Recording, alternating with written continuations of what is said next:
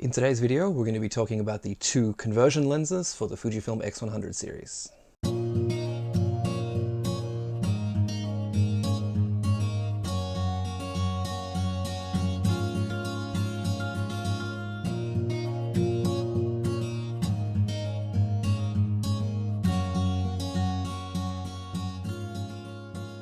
Hi everyone, this is Dylan Golby. Welcome back to the channel and welcome back to another Gear Short. In today's video, I'm actually going to address the thing that I started this section of the channel for, and that was to talk about accessories for the Fujifilm X100V. And today we'll be talking about the two conversion lenses that are available, why I use them, and how I feel about them. Also, today we're going to be filming with the Fujifilm GFX 100S with the 45 to 100mm lens. Because, well, why not? It's a new camera that I haven't worked with before, and, before deciding whether I'm going to use it for video, I might as well use it for something very simple with no pressure like this. So let me know what you think about the video quality in the comments below. Let's jump into today's topic. So what are the conversion lenses? Well, basically they're additional glass that you can put in front of the existing lens on your Fujifilm X100 series camera, and they will either expand or contract the field of view to give you a wider frame or a tighter frame. They work in a similar way to a standard teleconverter that you would put between the lens and the body on an interchangeable lens camera, but without the downside of losing any light. So you'll still get to use that f2 lens and gather the same amount of light that you would before putting these on. So there are two conversion lenses available, the WCL, the wide-angle conversion lens, and the TCL, the telephoto conversion lens. This one gives you a 19mm field of view, and this one gives you a 33mm field of view. So very much those standard traditional focal lengths that street photographers like to use. There are two iterations of the conversion lenses available. The first version does not have magnets inside. The second version has some magnets inside. Now they're optically exactly the same, so you'll be getting the same visual effect if you buy the first set or the second set.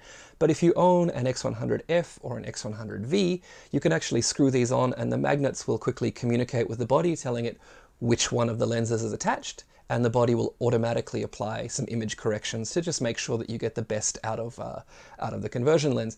If you have an older model, or if you just want to save a few dollars, you can get the first version of the lenses, and those do not have the magnets in, but you'll have to set it manually in the menus to make sure that the image corrections are applied for, vignetting and distortion. So as I mentioned, the optical quality between the two sets of lenses that are available is exactly the same. That's the same formula, the same glass, there's just a magnet inside.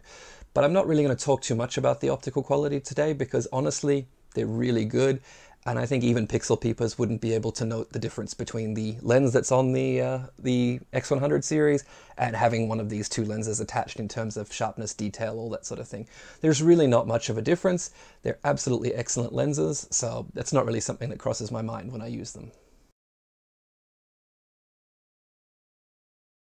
The reason that I do use them is because access to these couple of extra focal lengths make this tiny package just that little bit more useful for things like landscape photography or portrait photography.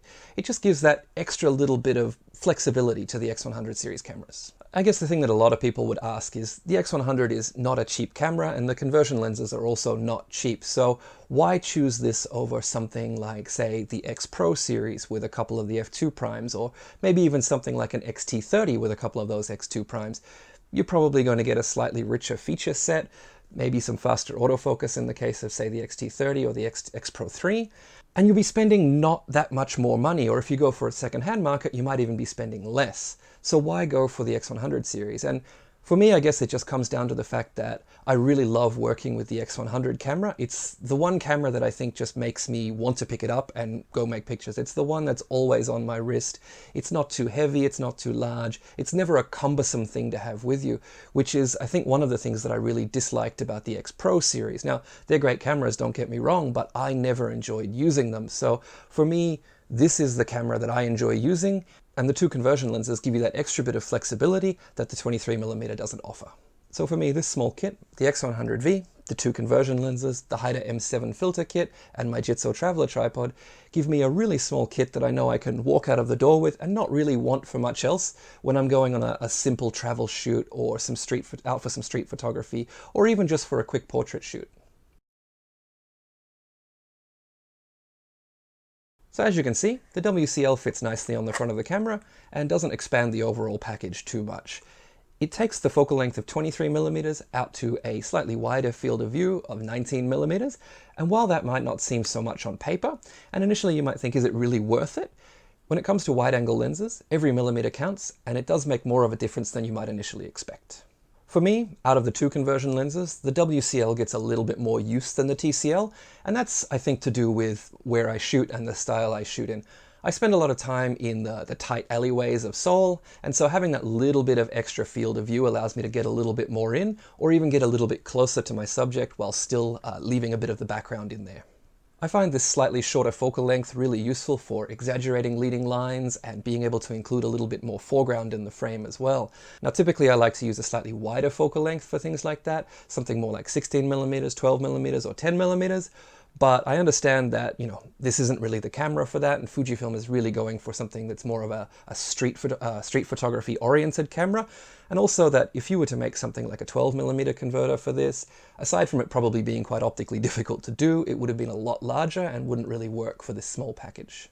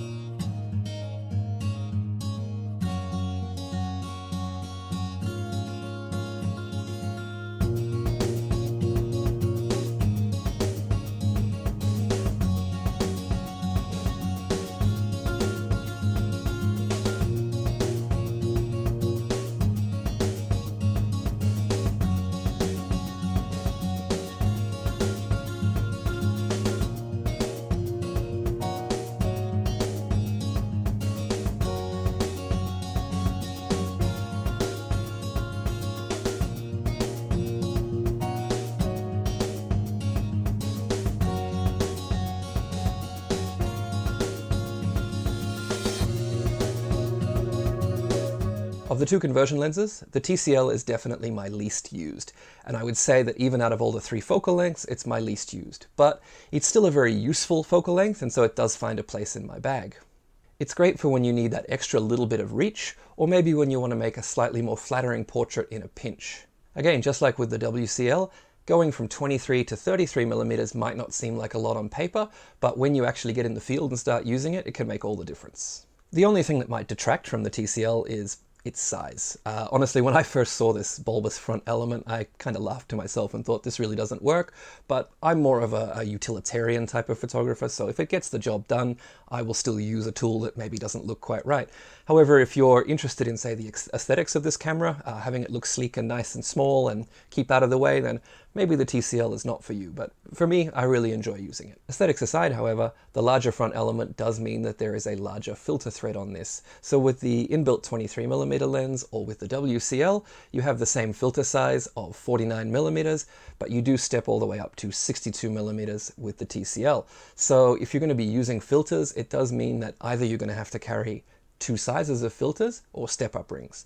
Now for me, seeing as I always carry my Haida M7 kit, it's not really an issue. I just have two adapter rings, one for this size and one for that size, and so it's not really an issue for me, but if you're going to be using screw-in circular filters, it's definitely a consideration.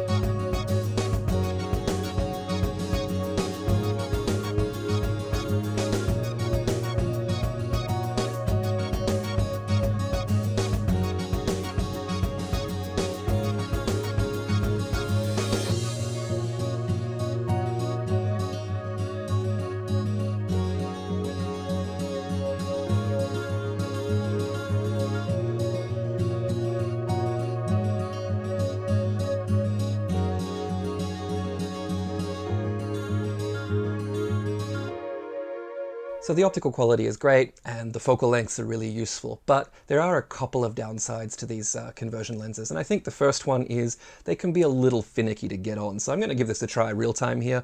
The threads are quite thin and it can be difficult, especially if you're in a hurry trying to change focal lengths for a particular shot that you might have seen. It can be actually quite difficult to get them to line up and screw on properly. So actually I did it quite well then. So that was an anomaly for me. Usually I struggle a little bit to get these on. So that is one of the things that kind of bugs me a little bit about them.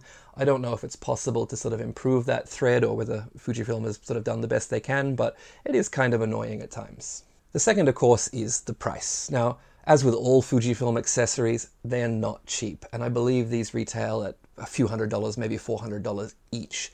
Now, I got quite lucky when I bought them. I bought them new and on sale, and I managed to get both for the price of one, so I ended up getting both of them. If I hadn't have got that deal, I probably would have gone for the WCL because I do enjoy a wide-angle lens a little bit more, and I feel like most of the time the X100V is just not quite wide enough. It's never not quite long enough, or it's very rarely not quite long enough. But as I mentioned before, you know, if you're looking at the money side of things, there are definitely other ways to spend your money. You could get a similar kit for a little bit less, or you could look at the second-hand market and get something for a little bit less. So it's all down to whether you want to spend the money on this particular kit or whether you'd like to do it on something like an X Pro with a couple of the f2 lenses. So there you have it. For me, the X100 and the couple of conversion lenses are my go-to kit. This is what I take when I'm going out of the house just to enjoy photography for the sake of making pictures, and I really haven't found a substitute for these three in my workflow. On this channel, I generally post something gear-related every couple of weeks, and I intersperse that with, tips and tricks and dissecting images and talking a little bit more about photography. So if those are things that you're interested in, please do consider subscribing to the channel. If you've enjoyed this video, I'd really appreciate a thumbs up and a comment below. Thanks again for watching, and I'll see you in the next one.